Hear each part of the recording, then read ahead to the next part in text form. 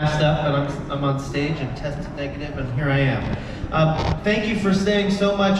Just one more time. So, how many of you? This was the first time you've ever seen Freestyle of Supreme before? Oh, yes. Oh, excellent fans. Okay. I'm also going to bring out our special guests. They are our local legends. This is the Bay Area Theater Cipher. This is Dan Wolf and Rahman Jamaal. Have a seat, fellas. While we wait for some of the FLS crew, Richmond Way's here. Why don't you guys tell us a little bit about Bay Area Theater Cipher and some of the origins of it, and where we can find some of your work online, stuff like that? Yeah, so the Bay Area Theater Cipher is a loose group of Emcees, actors, writers, just folks who live at that cross-section of hip-hop and theater. And we came together almost 3 years ago when Phil Wong, who's also the co-founder, did this amazing rap video while he was in a show at Cal Shakes. And we started kind of texting back and forth to each other and kind of found right away that we're both interested in how can we utilize the circle, the shape of the cipher, which is a circle, which is a space where all voices can speak on a topic as our model, as our shape. And from there, we just started to kind of bring folks together, and Rahman came on and joined us in our first video that we shot in August of 2019, excuse me. And that video is called Community. You can find that on our YouTube page. And you can also find us at theatercipher.com and at all the Instagrams and the Facebooks. BayAreaTheaterCipher.com. R-E, like... R-E. What are you talking about, man? But I remember hearing of that group when I was a youngster. I'm about the same age, but you know, as far as the combination of hip hop culture penetrating into theater, this is, people have been doing this, I would say, for, you know, as long as yeah, that and FLS as well in New York. And so to bring the two communities together on a stage like this, legendary A.C.T, is just, it's amazing, and speaks to the progression of, I guess, artistic development, you know, that connects, coming from a culture that is from the streets and bringing it onto a main stage like this, so we can all share and enjoy and be a part of that. So I just want to give props to Dan Wolf, Carlos Aguirre, MC Infinite, who was also a special guest, and the people who have really laid the groundwork in the Bay Area, combining hip hop and theater. So. Great, so this is an audience exchange. So this is your chance to ask questions and to engage with the artists. There's Shockwave. And I didn't introduce James, who came out right before him. And actually, while you think of your questions, I don't know, Shock, if you want to talk a little bit about the origins of FLS. He speaks. Yeah, like almost 20 years ago, it started in the basement of the drama bookshop when In the Heights was being workshopped. So make some noise if you heard of In the Heights. Yeah, Lynn and Anthony Vinciali and Thomas Kale.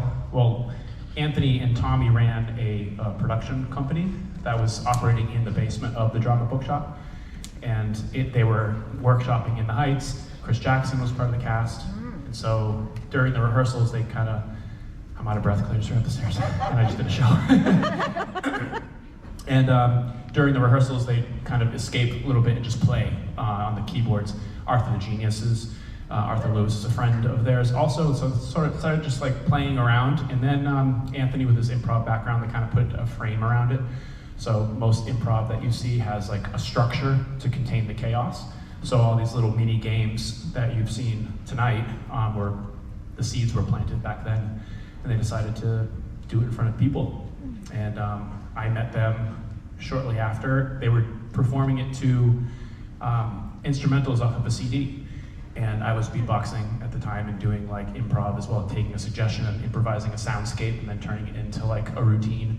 And so I saw them perform like maybe their third workshop-y type of performance at the People's Improv Theater in New York, and met them after the show. And I didn't know them, and then we just started playing together more. And then flash forward to Broadway and to the Geary Theater. Woo!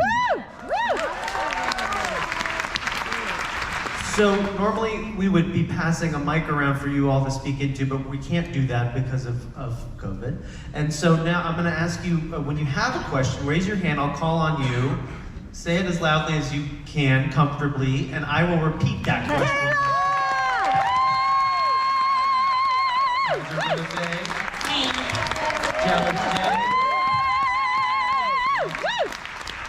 So raise your hand if you've got a question. Anybody? Yes, right there.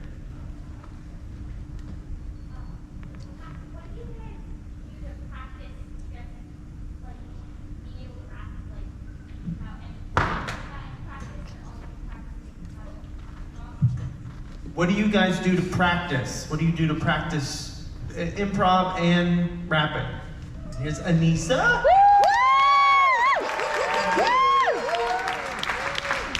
Who wants to take that? The practice question. How do you practice?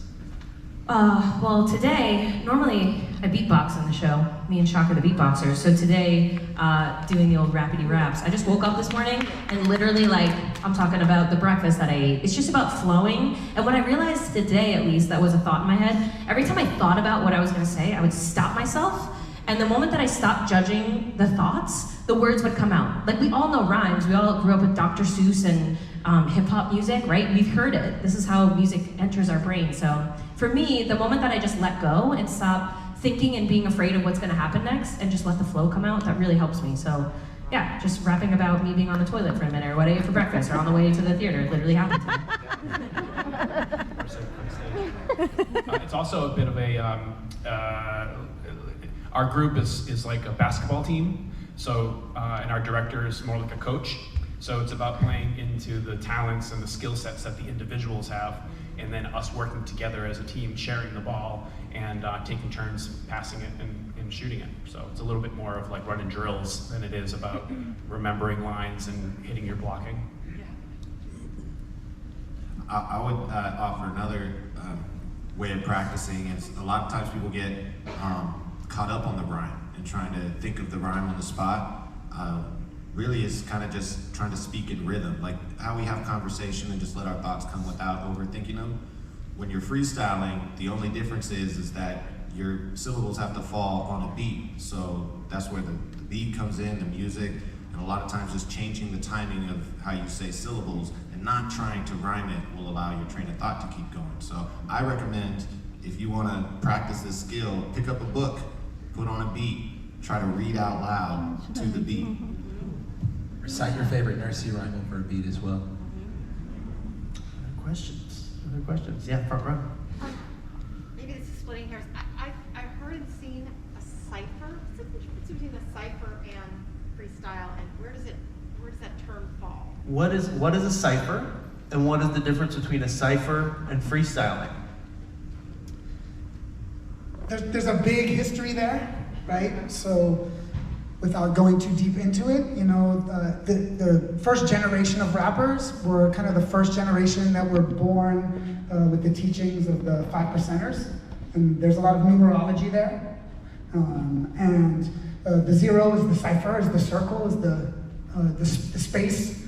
And so the cipher, you know, I think it started as like, you know, just a space on the street corner to share your point of view. We utilize the cipher as kind of a democratic space where there's a topic in the middle, and then everybody, similar to what Shock was just saying, everyone can play up to their strengths. You know, if you're a singer, you sing in there. If you're a beatboxer, you beatbox. If you're a rapper, if you're an actor and a rapper, you tell that story. So the cipher really is a space where everyone, at least in the way we look at it, where our crew is welcome to be yourself, to bring 100% of who you are, the way you see the world, to that cipher. And what happens in the cipher is freestyle, right? You're just kind of going off the top of the head, you're feeling each other's vibes, you're listening is really deeply important to the vibe of a cipher and to freestyling. If we're not listening to each other, then we're just, again, trying to be a solo artist, and we're really trying to live in this kind of theatrical ensemble space where everybody's voice is important. Cipher is the noun, freestyle is what you do. Yeah, and the coolest part about the cipher, the kind of symbolism of it, is that we're all equals. like, even if you're taking an academy class, it doesn't matter if like your teacher, it's not really a teacher, right? They're not in front of you, we're all in a circle, so we're all equals together in this cipher and everybody's welcome and together. Great, another question. Yeah. Can you say more about the academy? Can you talk more about the Academy? Yeah. Freestyle Academy? FLS Academy was founded like 3 or 4 years ago. It's really interesting because if Anthony was here, he would really take that to the heart of, because he sort of conceived of this show, and the show was really put together to center more non-centered voices, but it's also rooted in like a white man, right? And so a lot of the people who were part of the Freestyle Love Supreme Academy, people who founded it was myself, Andrew Bancroft, and Anthony Vinciali, and we're all white men. The irony there is that most of the people in our group have become famous and busy and haven't had the ability to really be a part of that. Like, hey Lynn, I'm doing a movie. So anyway, in that sort of sense, the goal of what the FLS Academy is to give voice and power to the voices in the room who don't necessarily have the chance to speak up. So just we're talking about the definition of a cipher, to stand on equal footing, equal ground, and give voice to people. So, and Jay is a facilitator with the FLS Academy, and just like what Kaila said, is that it's facilitating the experience of it, it's not teaching. Recently, that's like I sort of bastardized the answer of what that is, but the FLS Academy has merged with the local company called Speechless, who's based here in San Francisco, and Wayne Brady. So we're actually undergoing a transition into something called FLS Plus, which is working on a digital platform that will help give improv and freestyle skills and business skills on your feet and thinking in the moment and using improvisation as a tool to as many people around the world as possible. So we are in that transition point right now. And I just want to chime in and say, Aneesa and I, we both went through the academy as students before we were facilitators and actually performing with Freestyle Love Supreme. Clap for the academy, not for me. Because honestly, you come to hone the skill, and you come to work on something that's a tangible craft that you can work on, but you leave with a higher sense of self and a connection to a new community. And that's the hook. And that's why I'm here today.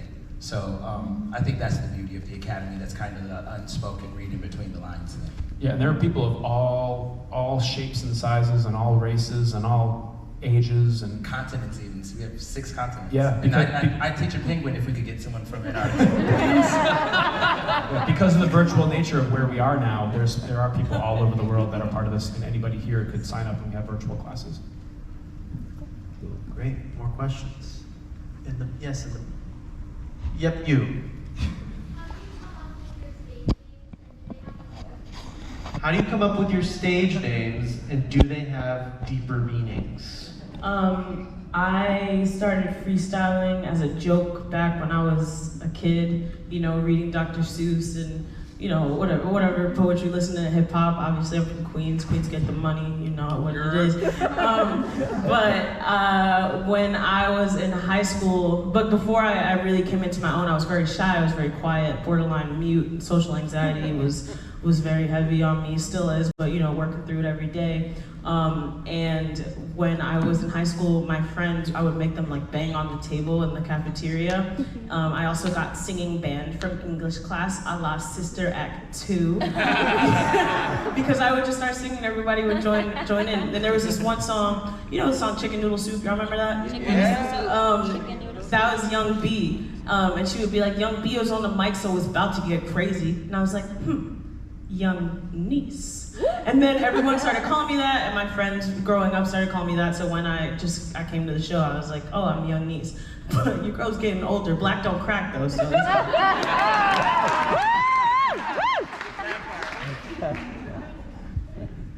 Anybody else? Shockwave. Again, we all have different, we could take up a whole nother show with everybody describing their origin stories. Most of the group of Freestyle Love Supreme, and here, this is funny, These are the names. All the names. These are the names of the Broadway cast basically that are here. And Bill. And Bill.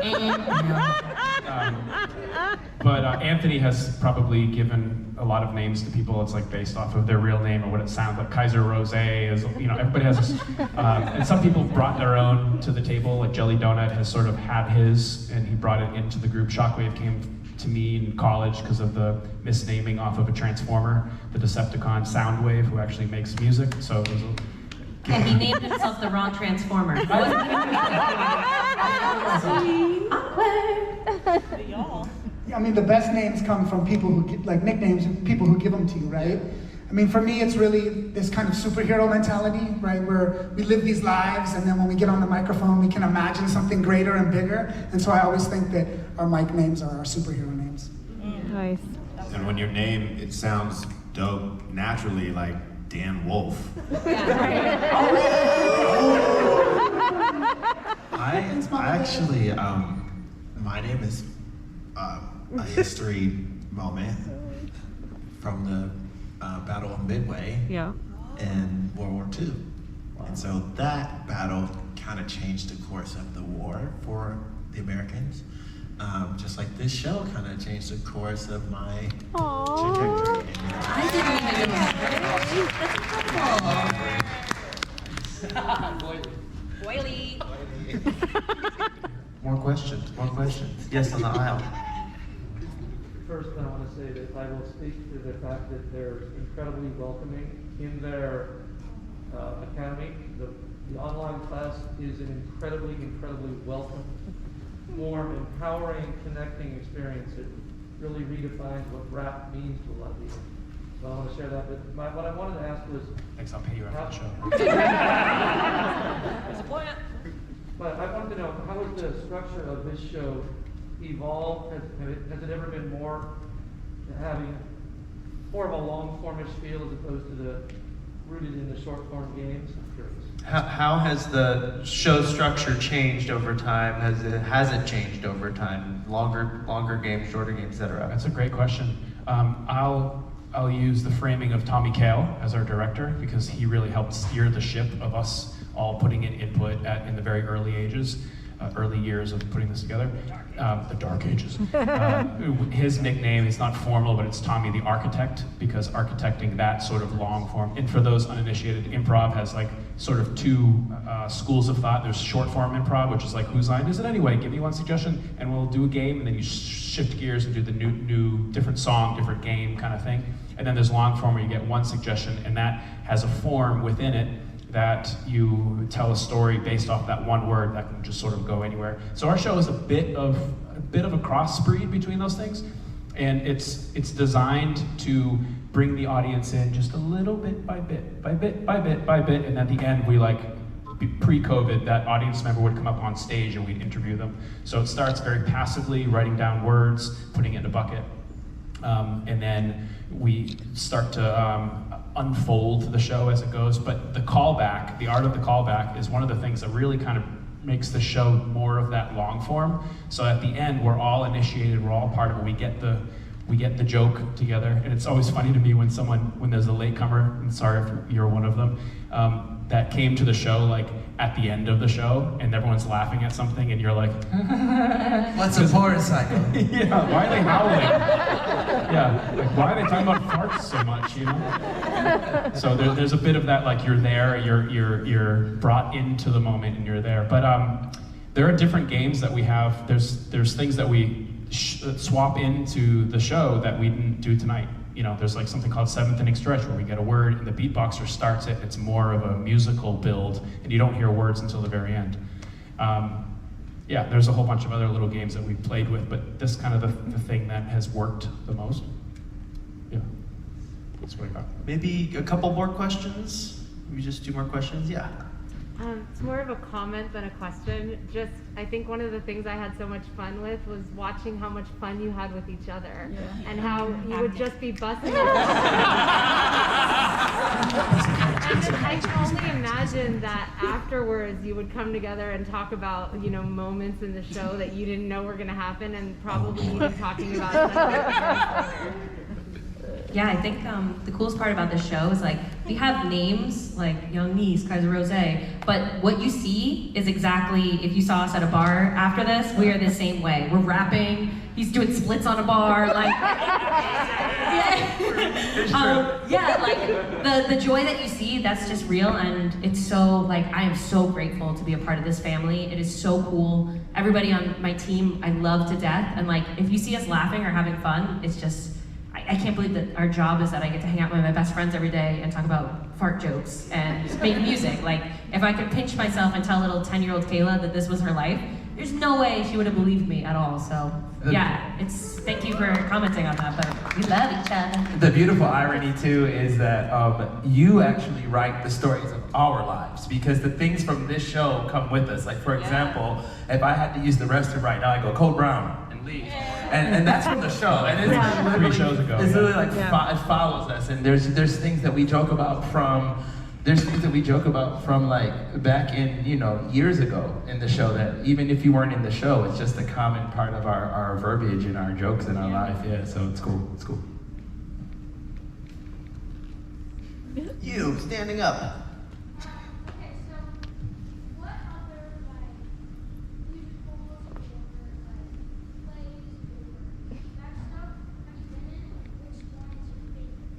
What other musicals or plays have you been in, and which one is your favorite? Maybe a couple of you. Done Rent twice, Chicago twice. Sister Act. Sister Act. I actually got to play Dolores. Sisters. What else? Sisters. What's Netflix? What about on Netflix? Tick Tick Boom. Tick Tick Boom. Anything coming up? I've done a lot of musical theater is my background. So but what is your favorite? What's my favorite was getting to be Dolores. Like as I said, I really connect with that movie. Also, I did Honk and Thoroughly Modern Millie. Simply Modern. Susical is fun too. I really like Susical. I think the music in that is great. Huh? What's coming up? Oh, I don't know. You're gonna have to sit back, relax, and enjoy the show. You'll see. Seattle's coming up. How about one more question? Over there. Yes, you. Are there any artists that influence you? That's a good one to end on. Oh yeah, we should round robin it like 2 artists each. Go for it. Start down there. Start down there. Go, Dan. Oh, of course. For me, I love, as a rapper, I love Black Thought. He's one of my favorite rappers. Super literate, super talented. And just the folks that I work with, my friends in the Bay Area Theater Cipher, Phil, we got David, we got Keith Pinto over there. These folks inspire me all the time. Yeah, I'll keep that going. I believe Jeff Turner was here tonight in the audience, Larry Dorsey Jr., there they are. Yup. These are incredible artists. It's amazing that, to be able to perform on this stage and have them be supporting us. I get the most inspiration from the people that I work with and all this company here, so. I'm saying 3, I don't care. Stevie Wonder. Yes.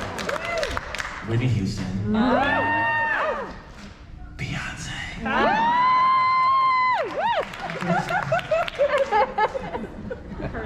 Is Whitney that one who was Cinderella? I can't remember. Yeah. Go home. Okay. There's a rapper named Rhapsody that I am a huge fan of. She has an album called Eve, where every track is about a female significant historical thing. It's so doggone good. Please spin it. And she's just one of the best rappers alive. And I'm a huge fan. I was a huge fan growing up when I was 10 years old of Tori Amos and got lost in all of her lyrics. And she's been one of my favorite writers ever. I could go on for days. Very heavily gospel influenced soul, but gotta say the female MCs are super important to me because obviously rap is very male dominated and they should get their props. So I mean, if you, some Salt and Pepper, some TLC, and Lauren, Aretha, and Lil' Kim, and then you get me.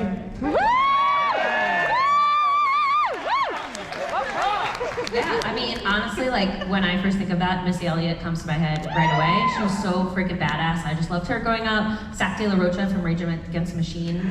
Really, it was like a huge influence on me. Rözé and my mentor, Kid Lucky, would like change my whole life. You are Good luck, baby! Oh, I mean, Beyonce is more of like a religion. Like an artist that is like a deity that guides me. But my two artists that inspire me are James Baldwin, literary genius and activist, and Johann Sebastian Bach, because that's where my actual root training comes from. And as stuffy and rigid as he is, it helps me count my bars to this day. There's a lot that's been said. There's a rapper in New York. His name's Ill Spoken, and what he does with he has a long-running 12-year Freestyle Mondays, and there's a shirt that you can see around sometimes. It says, "My favorite MCs are my friends." So my friends who are around me, but I'm gonna also throw a wrench into it. And there's a punk band called Fugazi, and for me, like being in the pocket as a drummer, as a vocal drummer, is really important to me. So there's other music that's completely non-hip hop that totally influences me, so I'll say Fugazi on that note. If I can add one thing, my man Jay Ellis mentioned James Baldwin. I just want to make sure everybody in San Francisco is aware of a documentary called Take This Hammer. Yes. You can watch it on YouTube. It is the story of James Baldwin visiting San Francisco for the first time and comparing the black experience in San Francisco to his experience with racism in the South. It is super important that everybody in San Francisco watch this documentary and understand the black community in San Francisco is a force in and of itself. I got to shout out mentors of mine like Lonnie Green, representing Fillmore and Hunters Point. There's a beautiful, beautiful history, black history in San Francisco that we should all embrace and know about. And if you don't know anything about Boogaloo Robot and Strutting, that's the inroad to that community. So I just need to shout out that. That's a great last question. Thank you very much. So this show is playing for one more week. It closes a week from today. So there's only 8 more chances to catch it. A lot of people have been coming back over and over again because of it's different every time. So please tell your friends. Please bring folks. We've got one more week left of Freestyle Love Supreme. Bay Area Theater Cipher, thank you guys for guesting with us this week.